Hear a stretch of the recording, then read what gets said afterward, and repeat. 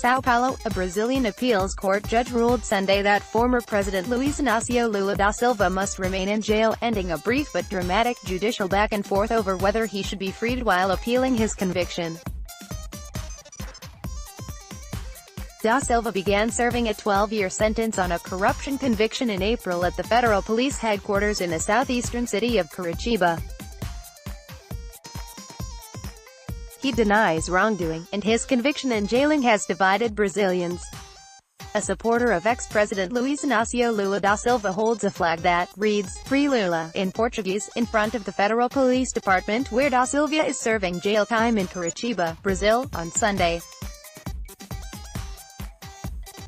A Brazilian appeals court judge ordered da Silva released, but another judge has asked the police to hold off on the order. Dennis Ferreira Neto, the Associated Press, in the hours after the initial decision to free da Silva was published. A few hundred supporters of the former president rushed to the police headquarters Curitiba, waving flags with a drawing of his face and shouting, "Free Lula." The atmosphere was festive and remained so even after the decision was reversed. Da Silva's lawyers have argued that he should not have been jailed until all his appeals were exhausted, and they have filed several petitions for his release that have so far been rejected. On early Sunday, a duty judge at the 4th Federal Regional Tribunal ordered his release.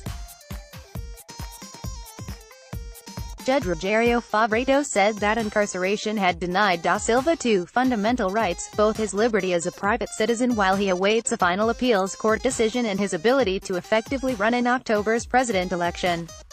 Da Silva has repeatedly said he remains a candidate for re-election, and he is leading the polls. Article continued below, but then the judge who originally convicted da Silva, Judge Sergio Moro, responded by ordering police to hold off on the release order. Moro would typically be the judge to instruct the police to release da Silva, said Celso Velarde, a criminal law expert and professor at the Fundação Getúlio Vargas University. He called the back-and-forth a judicial impasse that is absolutely unprecedented. Favreto responded by ordering police to act on his order. "I order the immediate compliance with a judicial measure to free the defendant, under penalty of punishment for non-compliance with a judicial order," Favreto wrote. Finally, Judge João Pedro Gibran Neto, who is the judge charged with handling da Silva's case at the Regional Federal Court, stepped in, ordering da Silva to remain behind bars. Decision superseded Favreto's. Maristela Basso, a professor of international and comparative law at the University of São Paulo, said Favreto's decision appeared more political than judicial, but could raise the pressure on the Supreme Court to free da Silva. There is a petition asking for da Silva's release pending at the country's highest court, which is currently in recess. Last year, Moro convicted da Silva of trading favors with a construction company in exchange for the promise of a beachfront apartment.